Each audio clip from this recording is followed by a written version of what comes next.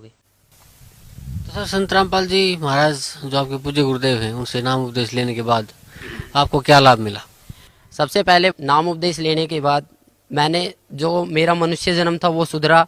मैंने मांस खाना छोड़ दिया। मैं उस मुसलमान समाज के प्रति जो एक सद्भावना थी, जो एक मैं खोज रहा था अल्लाह ताला को, जो मैं एक देखना चाहता कि अल्लाह ताला कौन था, उसके बारे में मुझे पता लगा।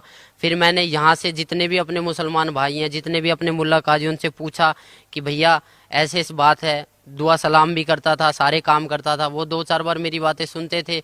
एक मैं मौलवी साहब से पूछने गया, वहाँ चार पांच उनके शिष्य बैठे थे। मैंने बोला जी अस्सलाम वालेकुम, उन्होंने कहा वालेकुम अस्सलाम। तो ऐसे ही माइंड में पर्सन घूम गया। मैंने कि जी इसका मतलब क्या होता है कि हम जो दुआ सलाम करते हैं अस्सलाम वालेकुम और वालेकुम सलाम। तो उन्होंने, हालांकि उन्होंने जवाब अपने तरीके से सही दिया, बट मुझे उसमें से कोई संतुष्टि नहीं हुई।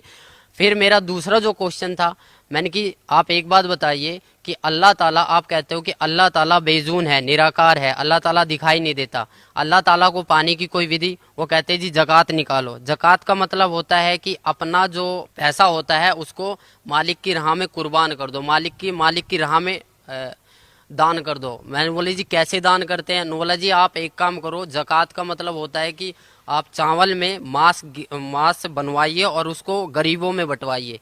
तो मैंने वहां से ये ठान लिया कि मैंने सोचा कि जो ये बंदा बोल रहा है, मैं बोला जी इसका परिणाम जो है हमारी कुरान शरीफ में है? उन्होंने बोला जी कुरान शरीफ में नहीं है, हदीस में है। मैं बोला जो आसमानी किताबें उतरी, हमारी कुरान शरीफ उतरी है, तौरेत उतरी है, इंजील उतरी है और जंबूर उतरी है, इनके अलावा अगर आप मेरे को कोई और किताब दिखाओगे तो मैं कैसे मान लूंगा? बोला जो कुरान शरीफ है उसमें तो खाली अरबी भाषा है और जो हदीस है उसके मायने हदीस में है। मैं बोला फिर जो कुरान शरीफ हिंदी में निकल रही है उसका क्या अर्थ है? बोला वो किसी ने गलत चला दिया, उसमें कुछ मायनों का अर्थ कुछ गलत होता है। तो इसी प्रकार मुझे भटकाया गया, मैं बहुतों से मिला। इसके बाद जो भी मुझे संतुष्टि हुई सदगुरु रामपाल जी महाराज के चरणों में आने से हुई है।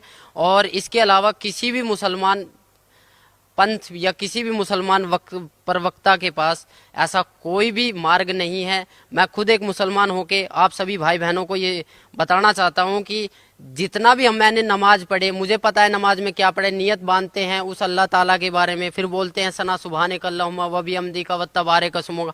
इसकी हिंदी निकाल के देखो, आप इसकी हिंदी निकाल के देखो, उसमें आपको कहीं भी नजर नहीं आएगा कि आप किसी परमात्मा की प्रार्थना कर रहे हो, क्योंकि ये प्रार्थना है ही नहीं, आप तो आदेश दे रहे हो। मैंने एक हिंदी निकाल के देखा, अल्हम्दुलिल्लाहि रब्बिल आलमीन अर्रहमानिर रहीम मालिक यौमिद्दीन इय्याका नअबुदु व इय्याका नस्तईन इहदिनस सिरातल मुस्तकीम सिरातल लजीना अनअमता अलैहिम गैरुल मगदूबी अलैहिम वनद्वालिन आमीन। ये प्रार्थना हम शुरू में पढ़ते थे, बट इसका कोई मतलब ही नहीं निकला। क्यों नहीं निकला? क्योंकि इसमें कोई प्रार्थना की चीज है ही नहीं। हम तो आदेश दे रहे हैं कि ए पैगंबर तू वहां जा, तू फलानी जगह, तू ये काम कर, तू ये काम कर। ये तो हम एडवाइस कर रहे हैं, पर हमें एक प्रार्थना करनी है। हमें नमाज का मतलब समझना है। नमाज चीज क्या है? नमाज का मतलब जो है परमात्मा बताते हैं कि नमाज का मतलब होता है कि अरदास लगाना, अपनी प्रार्थना लगाना, नित्य नियम करना। हमें पांचों टाइम की नमाज दी है, फजर, जोहर, असर, मगरिब, ये पांचों टाइम की जो नमाज दी है। पर आज लग हमने नमाज कौन सी सच्चे दिल से पढ़ी?